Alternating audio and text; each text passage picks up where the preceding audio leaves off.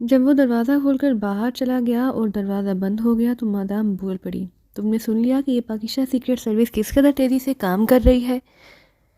اس نے جیفرسن کو بھی تلاش کر لیا لیکن وہ اس سے کچھ حاصل نہ کر سکے ہوں گے، کیونکہ میں جانتی ہوں جیفرسن مر تو سکتا ہے لیکن زبان نہیں کھول سکتا، اور یہی وجہ ہے کہ تشدد کے دوران جیفرسن ہلاک ہو گیا، اور اب جیفرسن کے ہلاک ہو جانے کے بعد اب یہ منصوبہ مکمل طور پر محفوظ ہو چکا ہے۔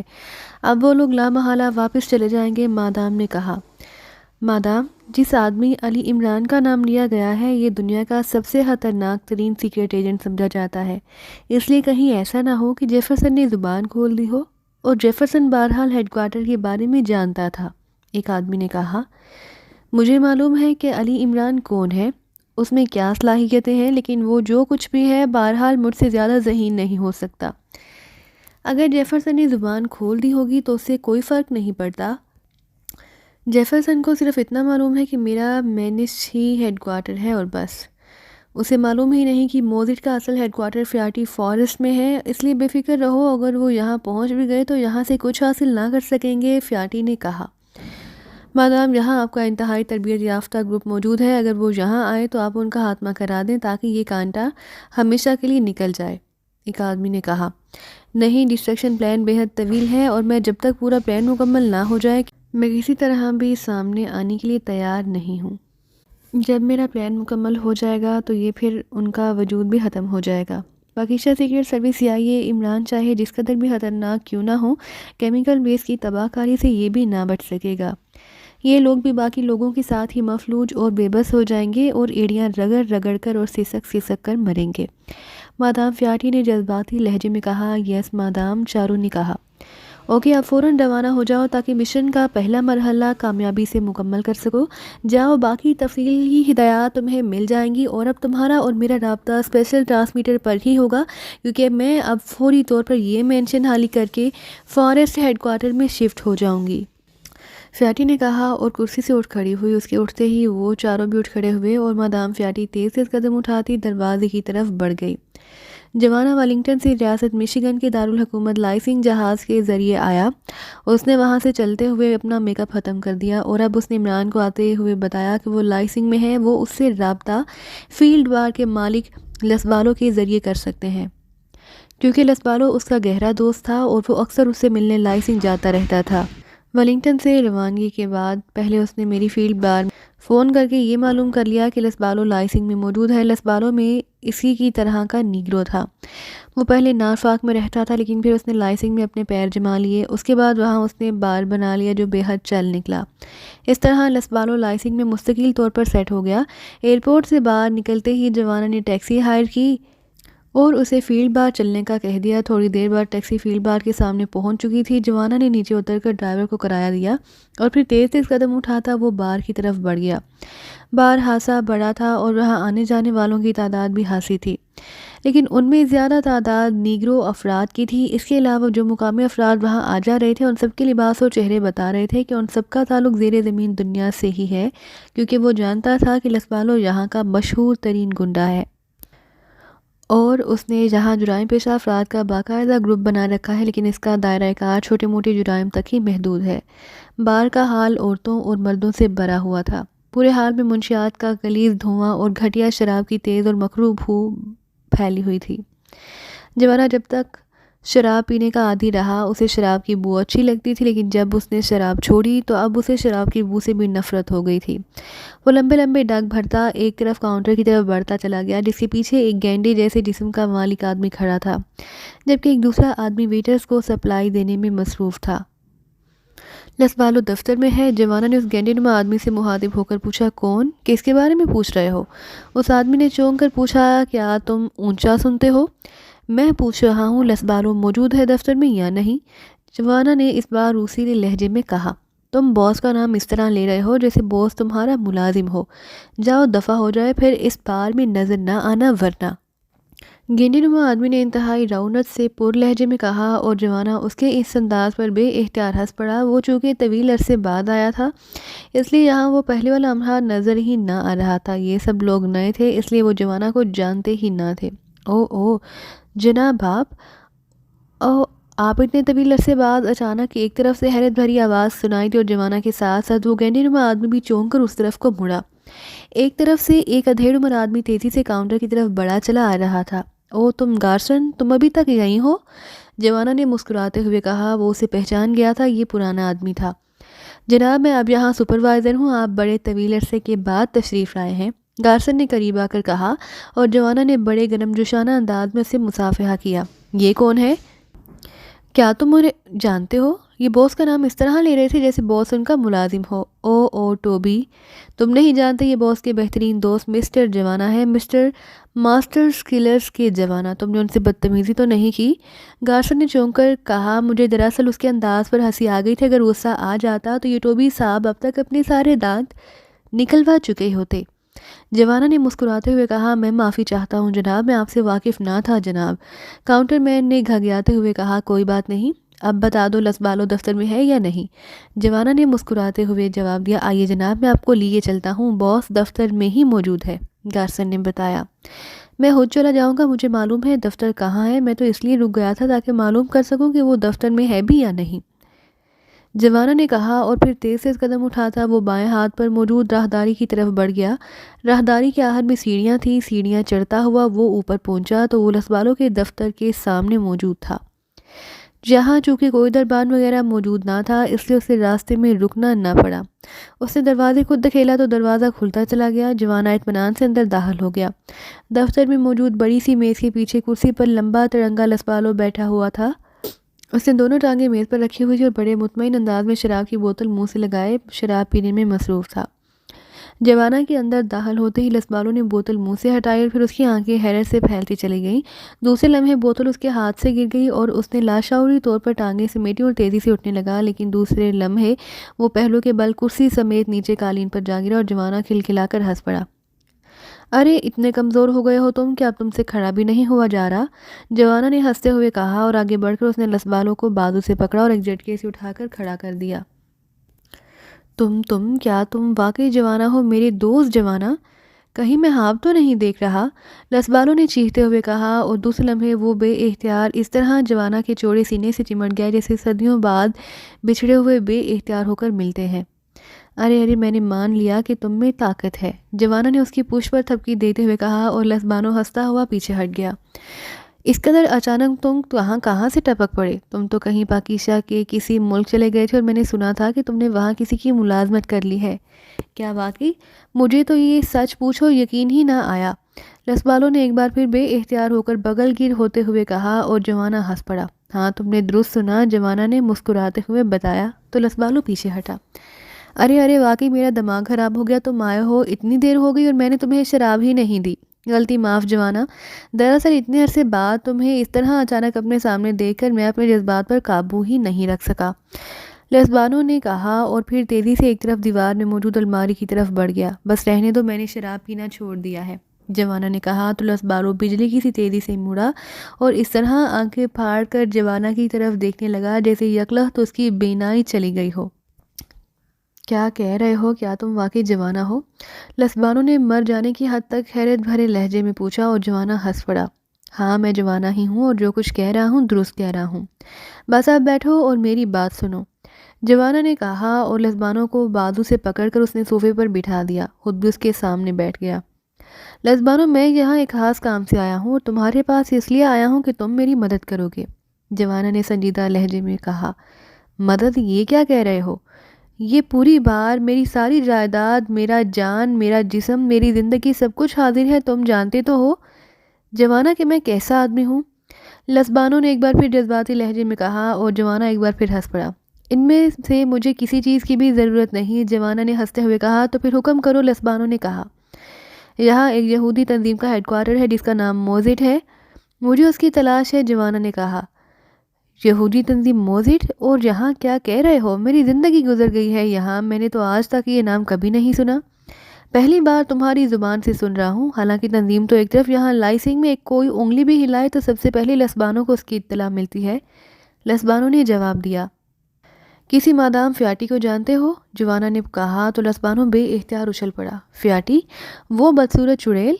ہاں اچھی طرح جانتا ہوں اسے، انتہائی شفاق اور ظالم عورت ہے، مگر وہ تو جرائم پیشہ عورت نہیں، بس ایک امیر عورت ہے اور پیسے کی زور پر ظلم کرتی ہے، لیکن اس کے ظلم کا دائرہ بھی بس اپنے ملازموں تک ہی محدود رہتا ہے۔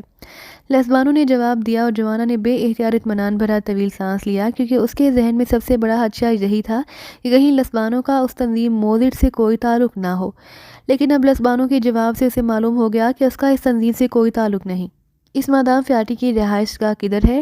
جوانا نے پوچھا۔ یہاں اس کا شاندار محل ہے، وہ اپنے باپ لارڈ ہنری موزٹ۔ او تو یہ موزٹ نام اس لیے تم لے رہے تھے، لیکن تم تو کسی تنظیم کا نام لے رہے تھے۔ لسبانو بات کرتے بے اختیار چونک پڑا۔ سنو لسبانو، میں نے پاکیزہ کو اپنا وطن بنا لیا ہے۔ پاکیزہ ایک اسلامی ملک ہے یہاں، اور یہودی مسلمانوں کے ازلی دشمن ہے۔ مجھے معلوم ہوا کہ لارڈ ہنری موزٹ نے کوئی یہودی تنظیم بنائی ہوئی ہے جس کی عملی طور پر سربراہ اس کی بیٹی فیاٹی مادام ہے۔ انہوں نے اس تنظیم کو پوری دنیا سے خفیہ رکھا ہے، اور یہ تنظیم پاکیزہ کے 12 کروڑ بے گناہ عوام کے خلاف کوئی خوفناک اور بھیانک منصوبہ بندی بنا رہی ہے۔ اور تم نے یہ بھی درست بتایا کہ میں نے پاکیزہ میں ایک آدمی کی ملازمت کر لی ہے۔ میرے ماسٹر کا نام علی عمران ہے۔ وہ اور میں اس سازش کا کھوج نکالنے کے لیے وارلنگٹن آئے تھے۔ وہاں ہم نے اس تنظیم کا کھوج نکالا اور ہمیں معلوم ہوا کہ جہاں لائسنگ میں ان کا خفیہ ہیڈ کوارٹر ہے۔ ماسٹر نے مجھے یہاں اس لیے بھیجا تاکہ ایک تو میں ماسٹر اور اس کے ساتھیوں کے لیے یہاں کسی معقول رہائش گاہ کا انتظام کروں، 2 کاریں ہمیں چاہیے اور اسلحہ بھی، اور دوسرا یہ کہ اس خفیہ ہیڈ کوارٹر کا بھی کھوج نکالا جائے تاکہ اس پر حملہ کر کے اس تنظیم کا ہمیشہ کے لیے خاتمہ کر دیا جائے۔ تم میرے دوست ہو، بھائی ہو، مجھے تم پر مکمل اعتماد ہے، اس لیے تم ایسی کسی معقول رہائش گاہ کا انتظام کرو، 2 اچھی اور نئی کاریں بھی مہیا کرو، اور ہماری مرضی کا اسلحہ بھی۔ اس کی پوری قیمت تمہیں ادا کی جائے گی، اور اس کے ہیڈ کوارٹر کے بارے میں اگر تمہیں کچھ معلوم ہوا تو وہ بھی بتا دو، اور اگر معلوم نہ ہو تو اس کو ٹریس کرو۔ جوانا نے تیز لہجے میں کہا، ٹھیک ہے، رہائش گاہ بھی مل جائے گی، کاریں بھی اور اسلحہ بھی، باقی کا کام بھی ہو جائے گا، لیکن تم نے اس کی قیمت کی بات کی ہے، بولو کیا قیمت دو گے؟ لسبانو نے ہونٹ بھینچتے ہوئے کہا، جو قیمت تم مانگو، اور یہ تمہارا حق ہے۔ جوانا نے جواب دیا تو لسبانو نے جھک کر پیر سے جوتا اتارا اور اسے جوانا کی طرف بڑھا دیا۔ لو 10 جوتے میرے سر میں مارو، بس میری مطلوبہ قیمت یہی ہے۔ لسبانو نے غصیلے لہجے میں کہا، ارے ایک تو تمہاری یہ عادت بے حد بری ہے کہ تم جذباتی ہو جاتے ہو۔ یہ جو کچھ تم مجھے دے رہے ہو یہ میری ذات کے لیے نہیں، یہ حکومت کا کام ہے، اخراجات وہی ادا کرتی ہے۔ میرا ماسٹر حکومت کے لیے کام کرتا ہے، اس لیے تمہیں قیمت میں نے اپنی جیب سے نہیں دینی۔ تم اپنے ماسٹر کی نظروں میں مجھے ذلیل کروانا چاہتے ہو۔ سنو جوانا، میں تمہیں اپنا بڑا بھائی سمجھتا ہوں۔ تم نے اس وقت میرے ساتھ دوستی کی تھی جب پوری دنیا مجھے دھتکارتی تھی۔ میں جو کچھ ہوں صرف اسی لیے ہوں کہ تم نے مجھے سہارا دیا۔ آج تم مجھے کہہ رہے ہو کہ میں تمہیں اور تمہارے ماسٹر کو کچھ دے کر اس کی قیمت وصول کروں؟ لعنت ہے مجھ پر۔ لسبانو نے برہمی سے پور لہجے میں کہا، اور دوسرے لمحے اس نے ہاتھ میں پکڑا ہوا اپنا جوتا تاڑ اپنے سر میں مارنا شروع کر دیا۔ ارے یہ کیا کر رہے ہو احمق آدمی؟ جوانا نے جلدی سے اٹھ کر اس کے ہاتھ سے جوتا چھینتے ہوئے کہا، مجھے مت مارو، روکو، تم میری یہی اوقات سمجھتے ہو تو مجھے سوداگر سمجھتے ہو، مجھے جوتے مارنے دو اپنے سر پر۔ لسبانو واقعی بھپرا ہوا تھا۔ ارے مجھ سے غلطی ہو گئی، میں معذرت خواہ ہوں، اب قیمت کا نام نہ لوں گا، جوانا نے کہا تو لسبانو بے اختیار مسکرا دیا۔ یہ ہوئی نا بات؟ سنو جوانا، گو میں تمہارے ماسٹر سے کبھی نہیں ملا، نہ مجھے اس کے بارے میں کچھ معلوم ہے، لیکن اتنا میں جانتا ہوں کہ جوانا جس کی ملازمت اختیار کرے گا وہ یقیناً عظیم آدمی ہوگا، اس لیے تمہاری اور تمہارے ماسٹر کی اگر کوئی خدمت کر سکا تو یہ میرے لیے اعزاز ہوگا۔ لسبانو نے کہا، ٹھیک ہے، شکریہ، جوانا نے کہا، اور لسبانو نے جلدی سے اٹھ کر اپنی میز کی عقبی دیوار میں موجود ایک الماری کھولی، اس میں سے ایک چابی جس کے ساتھ ٹیگ موجود تھا نکال کر جوانا کی اور بڑھا دی۔ یہ میری ہاس کوٹھی ہے، رگبی کالونی میں ہاسی بڑی کوٹھی ہے، اس میں 2 نہیں بلکہ 4 نئی اور جدید ماڈل کی کاریں ہیں، ہر قسم کا اسلحہ ہے، میں خاص مواقع پر اسے استعمال کرتا ہوں، رازداری کی وجہ سے وہاں میں نے اپنا کوئی آدمی بھی نہیں رکھا، لیکن اگر تم چاہو تو جتنے آدمی کہو وہاں بھیجوا دوں۔ لسبانو نے چابی جوانا کی طرف بڑھاتے ہوئے کہا، جس کے ساتھ ٹیگ پر باقاعدہ کوٹھی کا نمبر لکھا ہوا تھا۔ نہیں، کسی کی ضرورت نہیں، اور اس کے لیے شکریہ، اب مسئلہ رہ گیا اس موزٹ کے ہیڈ کوارٹر کا، جوانا نے اطمینان بھرے لہجے میں کہا۔ بات یہ ہے جوانا کہ یہ بات تو حتمی طور پر سمجھو کہ یہاں کسی تنظیم کا کوئی ہیڈ کوارٹر نہیں ہے جسے ہیڈ کوارٹر کہا جا سکے، اگر ایسا ہوتا تو لازماً مجھے کسی نہ کسی پہلو سے اس کی اطلاع مل چکی ہوتی۔ ہاں، اس بدصورت چڑیل کی محل نما رہائش گاہ یہاں ضرور ہے۔ وہاں اس نے بے شمار لڑنے بھیڑنے والے افراد کو باقاعدہ ملازم رکھا ہے۔ ان کے پاس انتہائی جدید ترین اسلحہ بھی ہے، اس لیے اگر یہ محل ہیڈ کوارٹر ہو تو میں کہہ نہیں سکتا، لسبانو نے جواب دیتے ہوئے بتایا۔ اسی مادام فیاٹی کو معلوم ہوگا کہ کسی طرح اسے ملاقات ہو سکتی ہے۔ ارے نہیں، اول تو وہ اپنے محل سے نکلتے ہی نہیں، اور اگر نکلے بھی تو اس کے ساتھ 50 انتہائی جدید اسلحے سے مسلح افراد ہوتے ہیں، اور دوسری بات یہ کہ یہاں لائسنس میں اس کی ملاقات کسی سے بھی نہیں ہوتی۔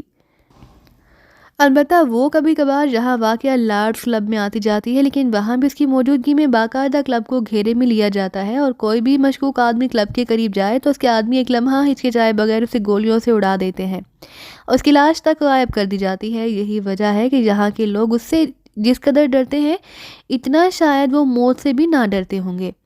نہ ہی وہ کسی سے محل میں ملتی ہے، اور میں نے یہ بھی سنا ہے کہ محل میں بھی اس نے حفاظت کے لیے انتہائی جدید سائنسی انتظامات کیے ہوئے ہیں۔ اس کا علم مجھے یوں ہے کہ یک بار یہاں ایک مشہور بدماش الفریڈ کے آدمیوں کا مادام کے آدمیوں سے ٹکراؤ ہو گیا، اور مادام کے آدمی نے اس کے بھائی اور چند آدمیوں کو مار ڈالا۔ الفریڈ غصے کا مشہور پاگل تھا، چنانچہ اس نے آؤ دیکھا نہ تاؤ، اور اپنا پورا گینگ لے کر مادام کے محل پر چڑھ دوڑا۔ لیکن نتیجہ کیا نکلا کہ الفریڈ سمیت اس کے 20 آدمیوں کی لاشیں چوک پر پڑی ہوئی ملیں۔ ان کے جسم کسی پوری سرار آگ سے جلے ہوئے تھے، اور جسموں پر ایسے زخم تھے جیسے کسی نے ترتیب سے زخم لگائے ہوں۔ اس سے مجھے اندازہ ہوا کہ وہاں ضرور کوئی سائنسی حربے موجود ہیں جن کا شکار الفریڈ اور اس کے ساتھی ہوئے ہیں، لسبانو نے کہا، اور جوانا نے اسبات میں سر ہلا دیا۔ اوکے، ذرا یہ اپنا فون مجھے دو، اور اگر تمہیں اس محل کے بارے میں پتہ ہے یا نمبر معلوم ہے تو بتا دو، ورنہ انکوائری سے معلوم کر کے بتا دو، جوانا نے کہا۔ کیا مطلب، کیا تم وہاں فون کرنا چاہتے ہو؟ وہ مادام بات نہیں کرے گی، لسبانو نے بتایا۔ میں نے صرف اتنا معلوم کرنا ہے کہ مادام محل میں موجود ہے یا نہیں، جوانا نے کہا۔ اوہ، یہ تو میں بھی معلوم کر سکتا ہوں، وہاں میرا ایک دوست ہاؤس کیپر ہے، لسبانو نے کہا، اور ریسیور اٹھا کر اس نے تیزی سے نمبر ڈائل کرنے شروع کر دیے۔ پھر اس نے لاؤڈر کا بٹن بھی آن کر دیا۔ یس فیاٹی مینشن، لسبانو بول رہا ہوں، فیلڈ بار سے ہاؤس کیپر آرنلڈ سے بات کرنی تھی، لسبانو نے کہا۔ او اچھا، ہولڈ کرو، دوسری طرف سے کہا گیا، اور چند لمحوں بعد ایک اور آواز سنائی دی۔ ہیلو، آرنلڈ بول رہا ہوں، تم لسبانو ہو؟ حیرت، کیسے یہاں فون کیا ہے؟ دوسری طرف سے حیرت بھرے لہجے میں پوچھا گیا۔ کیوں یہاں فون کرنا کوئی جرم ہے؟ لسبانو نے منہ بناتے ہوئے کہا۔ او جرم تو نہیں، لیکن مادام اسے پسند نہیں کرتی۔ بہرحال کیا بات ہے، بولو، آرنلڈ نے جواب دیا۔ کیوں نہیں پسند کرتی؟ تم میری بات مادام سے کراؤ، میں اسے سمجھاتا ہوں کہ دوست دوست سے بات کرتے رہتے ہیں، اس میں آخر حرج ہی کیا ہے، لسبانو نے کہا۔ اول تو مادام یہاں موجود نہیں، اگر ہوتی بھی تو وہ تم سے بات نہ کرتی، لیکن تم نے بتایا نہیں کہ فون کیوں کیا ہے، آرنلڈ نے جواب دیا۔ وہ بات صرف اتنی ہے کہ بار میں کل مینشن کا ایک آدمی آیا تھا، اس نے اپنا نام فرینکی بتایا۔ اس نے جہاں جھگڑا کرنے کی کوشش کی، لیکن مینشن کا نام درمیان میں آ جانے کی وجہ سے میں نے اسے کچھ نہیں کہا، لیکن میں نے سوچا کہ تم ہاؤس کیپر ہو، اس لیے تم سے بات کر لوں کہ آئندہ اگر ایسا ہو تو پھر میری ذمہ داری نہ ہوگی، لسبانو نے کہا۔ فرینکی تو ایسا آدمی نہیں ہے، بہرحال اگر وہی ہوا تو میں اسے سمجھا دوں گا، پھر بھی ہو سکتا ہے وہ مینشن کا آدمی نہ ہو اور اس نے صرف جان بچانے کے لیے مینشن کا نام لے دیا ہو، آرنلڈ نے بتایا۔ ٹھیک ہے، بہرحال جو بھی ہو اسے سمجھا دینا، اوکے گڈ بائے، لسبانو نے کہا اور ریسیور رکھ دیا۔ یہ آدمی سچ بول رہا تھا یا جھوٹ؟ جوانا نے پوچھا۔ نہیں، اسے جھوٹ بولنے کی کیا ضرورت تھی؟ اسے کیا معلوم کہ ہم کس لیے مادام کے بارے میں پوچھ رہے ہیں، لسبانو نے جواب دیتے ہوئے بتایا۔ مادام کے بعد اس محل کا انچارج کون ہوتا ہے؟ جوانا نے پوچھا۔ یہ تو مجھے نہیں معلوم، کیونکہ لسبانو نے چونک کر پوچھا۔ ویسے پوچھ رہا ہوں، بہرحال چھوڑو جوانا، چھوڑو، ماسٹر آ جائے، پھر جیسے وہ کہے گا ویسے کر لیں گے۔ اور سنو، ماسٹر کو میں نے تمہارے متعلق بتا دیا ہے، جیسے ہی ماسٹر رابطہ کرے تم نے مجھے اطلاع کر دینی ہے، جوانا نے کہا۔ ارے تو کیا ماسٹر کے آنے تک تم اکیلے اس کوٹھی میں رہو گے؟ یہاں میرے پاس رہو، لسبانو نے کہا۔ نہیں، میرا وہاں رہنا ضروری ہے کیونکہ میں کم سے کم نظروں میں آنا چاہتا ہوں۔ او اچھا، ٹھیک ہے، لسبانو نے کہا، اور خود بھی وہ صوفے سے اٹھ کھڑا ہوا۔ ماسٹر کا نام علی عمران ہے، ویسے وہ اپنے آپ کو پرنس آف ڈھم بھی کہلواتا ہے۔ جو بھی نام لے تم نے مجھے اطلاع کرنی ہے، جوانا نے کہا اور مصافحے کے لیے ہاتھ بڑھایا۔ میں تمہیں گیٹ پر چھوڑ آتا ہوں، لسبانو نے کہا۔ نہیں، میں چلا جاؤں گا، اور ہاں، اس بات کو اپنے سینے میں دفن رکھنا کہ ہمارا یہاں آنے کا کیا مقصد ہے، جوانا نے مصافحہ کرتے ہوئے کہا، تم فکر نہ کرو جوانا، اور ہاں کسی بھی لمحے تمہیں میری یا میرے آدمیوں کی ضرورت پڑے تو بلا تکلف کہہ دینا، تمہارے خاطر پورے لائسنس کو خود سے ہون سے نہلا سکتا ہوں۔ لسبانو نے مصافحہ کرتے ہوئے بتایا، اس کی ضرورت نہیں پڑے گی لسبانو، شکریہ، جوانا نے کہا اور مڑ کر دروازے کی طرف بڑھ گیا۔ تھوڑی دیر بعد وہ ٹیکسی میں بیٹھا راگھی کالونی کی طرف بڑھا چلا جا رہا تھا۔